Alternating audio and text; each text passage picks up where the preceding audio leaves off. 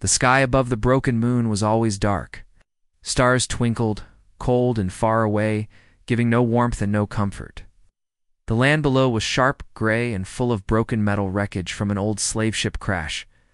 Wind howled through the torn hull. Small fires burned from trash that had been set alight for warmth. Two small alien girls sat inside a smashed storage container, wrapped in thin, dirty cloths. Their names were Ziri and Kira. They were not from the same planet, and they didn't speak the same language, but they both shared the same fate. They had no home. They had no family. And now they had no hope. Ziri was from a desert world. Her skin was pale gold, and her eyes had a soft glow like amber stones. Hush. She used to live in a village before pirates came and took her. That was over a year ago, but it felt like 1,000. She had been strong at first. She had fought back. But now she was thin, weak, and silent most days. Kira was different. Her skin was silver blue, and her hair shimmered like threads of metal. She came from an ocean world. She had sharp eyes and a quiet mind. She watched everything. She understood more than she could say. They had both been thrown away by their captors. The pirate ship had been attacked by someone Ziri never saw who. The ship crashed on this dead moon, and only a few survivors escaped. No one came back for the girls. For weeks they had lived among the wreckage. There was no food left now. No clean water. Their bodies were covered in dust and cuts. Ziri's leg hurt from a fall last week. Kira tried to find scraps of wire or soft cloth to help her, but nothing worked well. They didn't talk much. Couldn't, but they stayed close. They shared what little they had. If one cried, the other would hold her hand. One night the wind was colder than ever. Even the fire they built from trash couldn't keep them warm. Ziri curled up, shivering, her lips turning purple. Kira tried to cover her with her own rags, but it wasn't enough. Ziri looked up at the sky with tired eyes. "Will we die here?" She whispered in her own language. Kira didn't understand the words, but she saw the tears. She hugged Ziri tightly and didn't let go. Then dash light. A sharp, sudden beam of white light cut through the night sky. It came from above, silent and smooth. Ships small and sleek descended from the stars and hovered above the wreckage. Ziri and Kira both froze. Was it pirates again? Soldiers? Slavers? They crawled into a dark corner of the container and hid, holding their breath. The ship landed gently, and its door opened. A tall figure stepped out, wearing a long black coat and a helmet that glowed faintly. He held a scanner in one hand and moved slowly through the wreckage. It was a human. He was looking for old tech, maybe parts to sell or salvage. But his scanner beeped sharply when he got near the girl's hiding place. He turned his head and walked toward them. Ziri tried to cover Kira with her body. Kira reached for a broken piece of pipe, ready to fight. But both girls were shaking with fear. The human stopped a few feet away and removed his helmet. He had tired eyes, dark hair, and a scar across his cheek. But there was no anger in his face, just surprise, ... And concern. He looked at the two girls and knelt down slowly. "It's okay," he said, in human standard, his voice calm and gentle. "I'm not here to hurt you." Of course they didn't understand. Ziri whispered something in her own language, her voice weak. The man looked around, then took off his coat and gently tossed it toward them. It was warm, thick, and clean. "Here, take it." "You're freezing," he said. Ziri stared at it. Kira touched the fabric carefully. No trick, no weapons. The man opened a pouch on his belt and took out a small food pack. He placed it near them and backed away. "Eat. You need it more than I do." The girls didn't move at first. Then Ziri slowly reached out and pulled the coat over both of them. Kira picked up the food pack and sniffed it. She opened it and took a small bite. Her eyes widened. It was real food. They shared it in silence. The man didn't rush them. He waited. When they finished, he stepped forward again. "Do you have a name?" he asked. "Mine's Jackson. Jackson Reeve." Ziri blinked at him. Then she tapped her chest softly. "ZY Ziri." Kira did the same. "Kira." Jackson smiled. "All right, Ziri. Kira, listen to me. looked serious now, but his.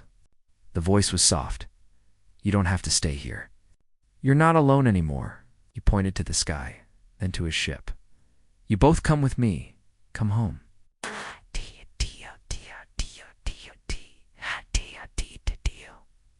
Zairi bit her lip. Kira tilted her head. Could they trust him? Zairi slowly reached out her hand. Jackson gently took it. Kira followed, still cautious, but willing. Together, they walked toward the ship. The door closed behind them, and the light of the ruined moon grew smaller in the window. For the first time in weeks, Zairi and Kira felt something warm inside their hearts. It wasn't just the food. It wasn't just the coat. It was the feeling that maybe, just maybe, they were no longer lost. The ships inside felt like a dream to Zairi and Kira. Soft lights glowed along the walls. The floor was warm under their tired feet. The air smelled clean, with a faint scent of metal and something sweet. It was quiet, except for the soft humming of the engine. Zairi looked around with wide eyes, holding Jackson's coat close. Kira stayed close to her, one hand gripping the edge of the wall as if she might fall. Welcome aboard the Hearthlight, Jackson said, walking ahead of them. He pressed a button, and a door opened with a soft hiss. This is your home now. The girls didn't understand his words, but they understood his voice. It was calm, kind, no shouting, no threats. Inside the next room was a small but cozy space. 2 beds sat against the wall. A table with chairs stood in the center. There were books, tools, and old holopads scattered around. It wasn't fancy, but it felt safe. Zairi stepped in slowly. Kira followed, her silver blue fingers brushing against the wall. Jackson turned to them and knelt down.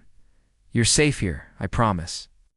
Zairi looked at him. Her eyes were tired, but there was a question in them. Not spoken aloud, but clear. Why? Why was he helping them? Jackson saw the question, sighed and pointed to his chest. I've been alone too, he said softly. And I know what it feels like to have no one. Zairi didn't understand the words, but she felt something warm behind them. She gave a small nod. Kerr watched him closely. She still didn't trust Isley, but when he stood and walked to the corner, opening a cabinet and pulling out clean clothes, her eyes softened. He handed them to the girls and pointed to the beds. You two get some rest, then we'll get you cleaned up. The girls stared at. The soft fabric was warm, whole, not like the rags they wore. Zairi hugged the clothes to her chest.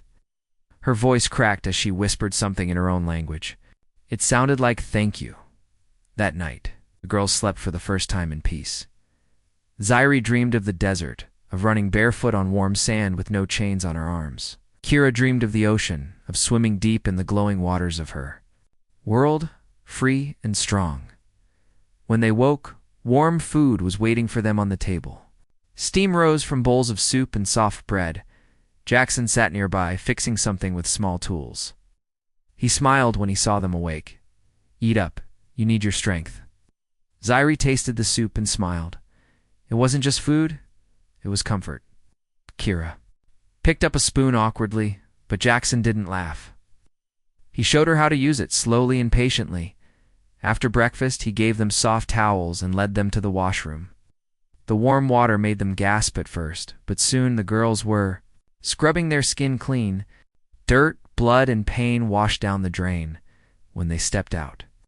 Wearing clean clothes and wrapped in towels, they looked new. Not just outside, but inside too. Jaxo looked at them and nodded. There you are. Days passed. Jackson spoke too. Them every day, teaching them simple words in human standard. This is a spoon, ship, sleep, safe, home. The girls learned slowly. Zairi picked up words quickly and loved to repeat them. Kira was quiet, but she watched closely, learning everything. One day, Jackson introduced them to someone new, a soft voice that came from the ship itself. Hello, Zairi. Hello, Kira, said the voice. The girls jumped back. It's okay, Jackson laughed. That's Mira, the ship's AI. She helps me run everything. A small light blinked near the ceiling. "I'm here to help you," Mira said gently. "It's James." "To learn more words?" The girls looked at each other. Then they nodded. In the weeks that followed, the hearthlight became more than a ship. It became a home. Scifi laughed for the first time while watching old cartoons on the holopad. She asked for more stories about stars and humans and planets. Kira found tools in the engineering room and began to take apart old devices. Jackson smiled and said, "You've got hands like an engineer."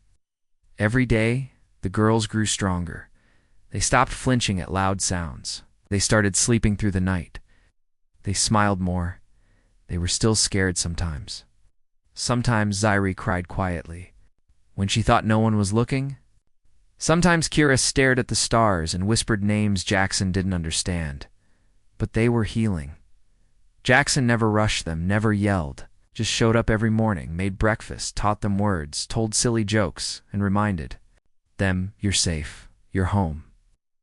One evening, as the ship floated quietly through space, Scifi sat at the table, drawing shapes with a colored pen.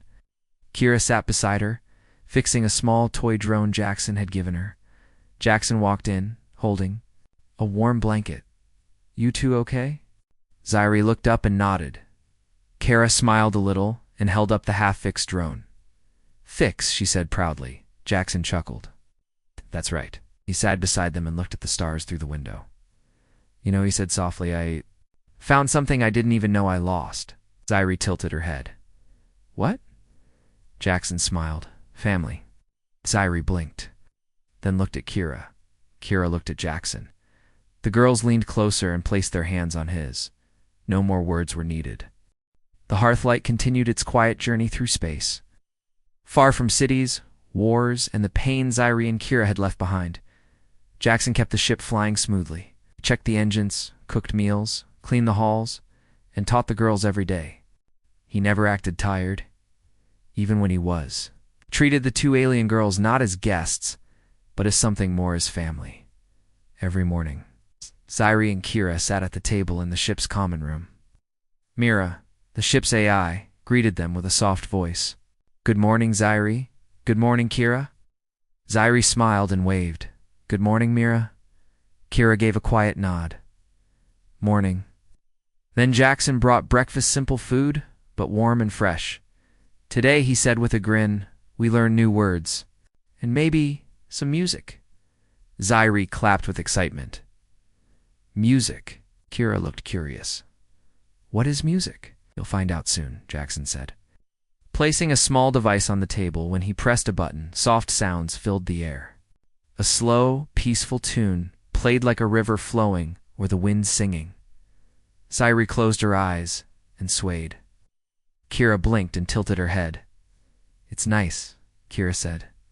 "Yes," Scifi whispered. "Like the stars are dancing." Learning became a daily habit. Scifi loved to learn words. She repeated everything Jackson said. Sometimes she even made up songs using new words. Ship, star, food, friend, home. She sang, dancing through the hallways. Jackson laughed and clapped for her performances. Kira, quieter and more serious, liked machines. She spent hours with tools, opening old parts and asking Jackson questions. "What is this? A circuit. Why does it glow? Carries power." She would sit cross-legged on the floor with wires all around her, slowly fixing things with her small, clever hands. "She's going to be an engineer," Jackson said one evening, watching Kira with pride and Scifi. Mira asked softly through the speakers. Jackson smiled. "A singer or a pilot? Maybe both." One day, Jackson took them to the cockpit, the front of the ship where he controlled everything. The stars outside glowed bright on the screen. "Want to learn how to fly?" he asked. Scifi's eyes lit up. "Yes." Kira hesitated. "Me too, of course," Jackson said. "This is your ship too." He let Scifi sit in the pilot's seat. She gasped and touched the smooth controls. "This one?" she asked. "That moves the ship left.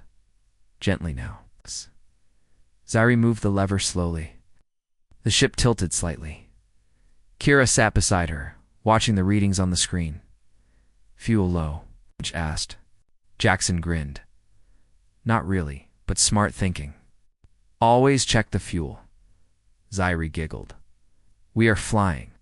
We are stars. Jackson nodded. Yes, you are. Some days were harder. Scifi sometimes woke up crying, dreaming of the day her village burned. Kira would wake up and sit by her bed, holding her hand until the fear passed. Kira didn't speak about her past, but sometimes she stared into space for hours, silent and still. Jackson never forced them to talk. He just sat nearby, making tea or playing soft music. You're safe now, he always said. No one's coming to hurt you. Not ever again. Weeks passed. The girls had their own clothes, their own beds, their own rooms. Scifi decorated her room with stars made of paper and drew on the walls with color pens. Look, she told Jackson. That's you. That's Kira, and that's me. We're flying to the moon. Kira kept her room neat. The tools were placed in careful lines. But next to her bed, she had placed something new, a small metal flower she had made from scrap parts. For you, she said shyly to Jackson one night, to say, thank you. Jackson's voice became quiet. It's beautiful, Kira. He kept the flower on his desk from that day on. Mira, the ship AI, also became part of their family. She helped teach them new languages and told them bedtime stories in a soft, glowing voice. One night she asked the girls, do you feel safe here? Scifi answered first. Yes, home. Kira added, warm, not scared. I'm glad, Mira replied. You are part of this crew. You belong. Then, something unexpected happened. A small trader ship passed near the hearthlight. Jackson hailed it for supplies. The trader agreed to meet on a nearby moon. When they landed, Scifi and Kira stayed on the ship while Jackson went to trade. But when he returned, his face was serious. They asked questions, he told Mira later, about the girls, where they're from, why I have them. Do you think someone reported you? Maybe. Or maybe someone recognized them. There's still people out there looking for runaway slaves. We need to be careful. That night, Scifi heard Jackson speaking quietly to Mira. If something happens to me, take care of them. Promise me. Mira replied gently. Nothing will happen. But I promise. Scifi didn't understand everything, but she knew one thing: danger might return. But this time, they wouldn't face it alone. The next morning, Kira surprised Jackson. She handed him a small device, a signal scrambler. Made it, she said proudly, to hide ship. Jackson looked at it in awe. You built this? Kira nodded. I want to help. Jackson placed a hand on her head. You already are. Scifi smiled, holding Jackson's old coat close. Together, they stood at the window, looking out into the stars. They didn't know what tomorrow would bring, but today, they had food, warmth, family, and most of all, they had hope. The hearthlight floated gently above a large space station called Port Andros, a peaceful place filled with ships, traders, and travelers from many worlds. After weeks of staying hidden, Jackson decided it was time to do something official. Scifi and Kira, they deserve names in the system, he told Mira. Real ID, real protection. Not just hiding forever, Mira agreed, but be careful. Records can attract attention.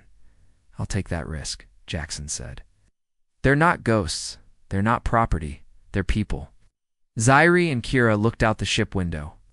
As the station grew larger, lights blinked across its surface. Ships came and went like birds flying from a nest. Big place, Kira whispered. Scifi nodded, her hand holding tightly to Jackson's coat sleeve. So many people. You'll be okay, Jackson said gently. But we stick together. When they landed, he gave them each a small bracelet. This helps me find you. If we get separated, press this button. Okay? Scifi nodded. Kira studied the bracelet carefully. Understood. Inside the station, everything felt a live noise, colorful and crowded. Scifi and Kira stayed close to Jackson as they walked through long halls filled with aliens, humans, and robots. They reached a quiet government office with bright lights, and bored workers behind clear screens. Jackson walked up to a woman with dark glasses and a stiff voice. I need to register to dependents. No ID, found in a crash site. The woman looked up, raising an eyebrow. Aliens. What species? Unknown mix, Jackson replied. They're just children. She leaned forward. Proof they're not stolen? Any documents? They were slaves, Jackson said, voice calm but firm. I rescued them. The woman frowned. That's a serious claim. Are you their legal guardian? I am now. She typed for a while. Then she said, we'll need a full investigation. Till then, the girls will be placed in official care. Zari looked at Jackson, confused. Kira stepped closer to him. No, Jackson said, his voice now sharp. They stay with me. I don't make the rules, the woman replied coldly. It's protocol. Ziri's hand began to shake. Kira's eyes narrowed, then the door behind them opened. A group of 3 rough-looking men walked in, all wearing dark jackets and strange symbols. One of them pointed at the girls. Those 2. That's them. Jackson stepped in front of the girls instantly. Who are you? Recovery team, the lead man said. From a private buyer? The girls belong to him. They belong to no one, Jackson growled. The man smiled darkly. They escaped from our client's ship. They're marked. You're in possession of stolen property. Jackson pulled back his coat and showed the small blaster on his belt. Back off. Now. The officer behind the desk stood. No weapons in this office. Guards are on the way. The 3 men didn't wait. They pulled small blades from their belts. Fast and quiet. Ziri screamed. Kira grabbed a chair and threw it. Jackson moved first, shielding the girls as one blade sliced his arm. He struck the attacker with his elbow and pulled the blaster. People screamed. Alarms rang. Doors slammed shut. Kira dragged Ziri behind a wall. Stay down, she shouted. Jackson shot the blaster once. Non-lethal stun. One attacker fell. Another lunged, but Ziri, brave and shaking, threw a data tablet at his head. He stumbled. Kara found a broken security rod on the floor and jabbed it into the last man's leg. In seconds, all 3 attackers were on the ground. Guards rushed in. People shouted. In the chaos, Jackson stood, bleeding but calm, holding his hands up. They attacked us, he said. They were slavers. The guards arrested the attackers. Medical bots came for Jackson's wound. Ziri and Kira stood close too. Him, their faces pale but proud. The officer behind the desk spoke again, her voice now serious. We'll open a case. But for now, the girls go under your care. You were right. They need protection. Jackson nodded. They have it. Back aboard the Hearthlight, Mira scanned Jackson's arm. You need rest. I'll be fine, he said. The girls? Unharmed. Shaken, but strong. Ziri sat beside Jackson with a small cloth, trying to clean his cut. I help, she said quietly. Kira brought bandages. You're hurt because of us. Jackson smiled gently. I'm hurt because bad people don't like good families. And we, ... are a family. Ziri leaned against him. Kira sat on his other side. I was scared, Ziri whispered. Me too, Kira said. But we fought back. You were brave, Jackson said. Shh. You protected each other. You protected. Me too. He placed an arm around both of them. No matter what, I'll never leave you behind. Later that night, the girls lay in their beds, quiet but awake. Ziri stared at the ceiling. He didn't let them take us. Kira whispered back, he never will. The ship hummed gently. Mira's soft voice filled the room. You are safe. You are strong. You are home. Ziri smiled, eyes slowly closing. For the first time, when she dreamed, there were no chains. Only stars. The Hearthlight had left the busy space station far behind. Now it flew toward a quiet green world called Tirsanine, a peaceful farming colony where no one asked questions and no one chased children. This is the place, Jackson said as the planet came into view. We'll rest here. Maybe stay a while. Ziri stood beside him in the cockpit, her face pressed to the glass. It looks ... like a dream. Kira sat behind them, holding her toolkit. No tall buildings, just trees. And sky. Jackson smiled. No slave markets, no soldiers. Just people growing food and helping each other. The hearthlight landed gently in a wide field. A group of kind-faced colonists greeted them with warm hands and calm voices. One woman named Elra offered them a place to stay, a small housemaid. Of stone and wood, with a garden outside and soft beds inside. "You're safe here," she said to the girls, "and you're welcome." Days passed. Scifi learned to help in the garden. She liked planting small things and watching them grow. She also helped the children of the colony with games and stories. The other kids loved her bright smile and glowing eyes. Kira spent her time with the colony's mechanics. She fixed water pumps and repaired solar lights. Her small hands and sharp mind impressed everyone. "She's better than some of our best workers," one man told Jackson. "She's just getting started," Jackson replied proudly. Ziri and Kira began speaking. More human words. Their accents were soft. Their meaning was strong. They laughed more. They slept peacefully. They belonged. One evening, Jackson sat at the dinner table with both girls. A soft breeze came through the window, carrying the smell of fresh bread. "I've been thinking," he said. "Do you girls want to stay here longer? We can make this home." Scifi looked up. "Can we still fly sometimes?" "Of course." Kira nodded. "I like this place. People smile here." "Then we stay," Jackson said. He raised his cup of tea. "To family." Scifi raised her cup. "Family." Kira raised hers too. "Home." But peace doesn't last forever. One night a message arrived. Through a secure channel, Myra's voice came from the old-com screen. "Jackson, urgent alert. A bounty has been placed."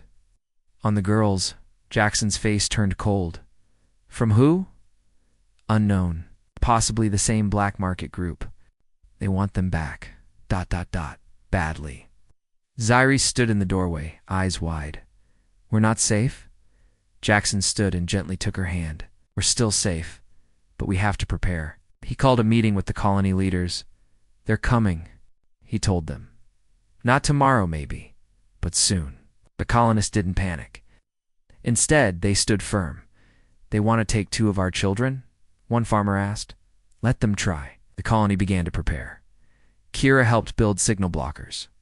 To hide the colony from scanners, Scifi worked with the children to hide emergency supplies. Jackson repaired the old defense drones. Some colonists trained with non-lethal weapons enough to stop, not kill. This time Jackson said, "We don't run, we defend." Kira created a new shield system using parts from the hearthlight. "This will slow them down." Scifi helped map escape tunnels just in case. "We'll protect the small ones," she said. The colony had no army, but it had love.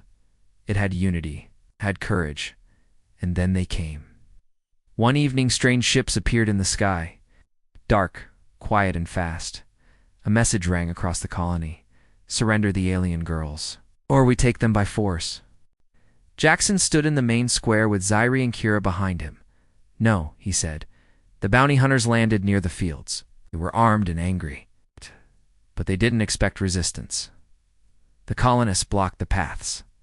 Farmers with tools, teachers with old shields, children hiding in safe places. The invaders moved in. That's when Kira's shield activated SEP. The hunters' scanners failed. Scifi led a group of kids through the hidden paths, keeping them safe. Jackson, armed only with a stun baton, stood face to face with the bounty leader. "She's ours," the man growled. Jackson stepped forward. "No, she's mine." "They're mine." The fight didn't last long. With Mira controlling the drones from the hearthlight and colonists defending side by side, attackers had no chance. One by one, the ships were disabled. The bounty hunters were tied and locked. Scifi and Kira stood at the center of the colony, proud and strong. "They tried to take us," Kira said, "but we're not alone." "Not anymore," Scifi added. The next day, the Galactic Police arrived. The captured hunters were taken away. Jackson filed an official report. The bounty was lifted, and finally, the girls were declared free in every system.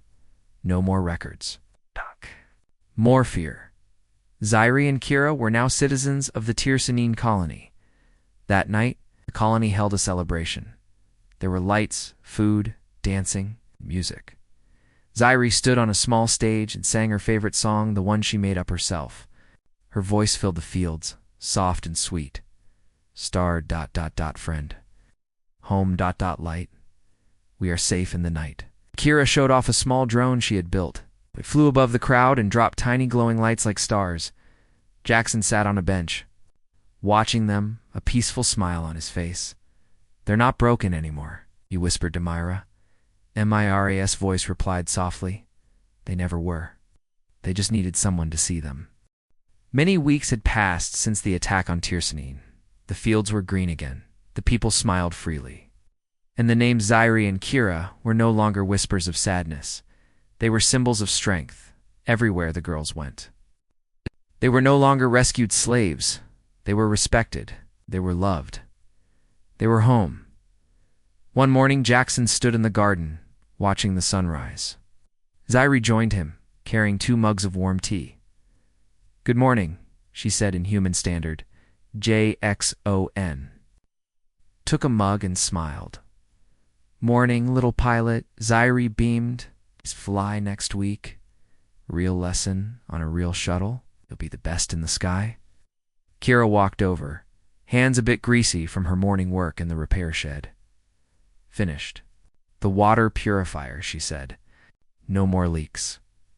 Jackson looked at both girls with quiet pride.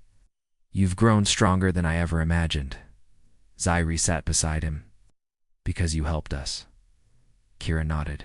"You believed in us. No one else did." Lexan looked at the sky. "You believed in yourselves too. I just gave you space to grow." That day, a ship from the Galactic Council landed on Tirsanine. Officials in silver uniforms stepped out, but this time they came in peace. They brought news. The slaver network that once hurt Scifi and Kira had been found, thanks to Jackson's report and the bounty hunters' capture. Many were arrested. Slave routes were closed. Other lost children had been rescued across different systems. Scifi listened carefully. Kira stood quietly, holding Jackson's hand. "You helped save more than just us," Kira said softly. "Changed things." One official stepped forward and held out a small box. "Jackson Reeve," she said. "You are awarded the Stellar Shield, the highest honor for courage and compassion in the outer colonies." Jackson looked at the box but didn't take it. "I don't need medals," he said. "I already have what matters." He looked at Scifi and Kira. "They're my reward." The colonists cheered that night. Celebration was held under the stars. Long tables were filled with food. Music played from old speakers. Children ran through the fields laughing. Scifi danced with the other kids, her golden eyes shining. Kira sat by the fire, showing her latest invention to a group of engineers. A flying bot that could sing lullabies. Jackson stood in the shadows, watching. He held a cup of warm tea, his heart full. Elora, the kind woman who had given them shelter on their first day, walked over. "You did something good, Jackson." "They did something greater," he replied. "They kept going. Even when life was cruel." She smiled. "You gave them a reason to believe again." He nodded, "And they gave me the same." As the night grew quiet, Scifi sat on the roof of their little home, looking up at the stars. Kira climbed up beside her. "Do you remember the cold moon?" Scifi asked. Kira nodded slowly. "I thought we would die there. Thought, no one would ever care." They sat in silence for a while. Then Scifi whispered, "Do you ever wonder why he helped us?" Kira smiled softly. "'Cause we were alone, and so was he." Scifi tilted her head. "Now none of us are alone," Kira nodded. "Now we are family." They looked up at the sky, watching a starship pass overhead. It blinked with lights like fireflies. "Someday," Scifi said, "we'll fly together, you and me. We'll help others like he helped us." "I'd like that," Kira said. They sat side by side under the stars to girls who had once been lost, now dreaming of the future. Back inside, Jackson placed 3 cups on the table. One for himself, one for Kira, one for Scifi. He sat down and looked around the small home. No gold, no riches, but laughter in the next room, tools on the shelf. Stars out the window. It was everything he had never known he needed. Mira spoke softly. From the wall, they're happy, as Jackson said. You gave them hope. He paused, then whispered, they gave it back. The next day, a small ceremony was held in the village square. Zairi and Kira stood beside Jackson. A new plaque was placed on the wall behind them. It read, "To the ones who were forgotten and found.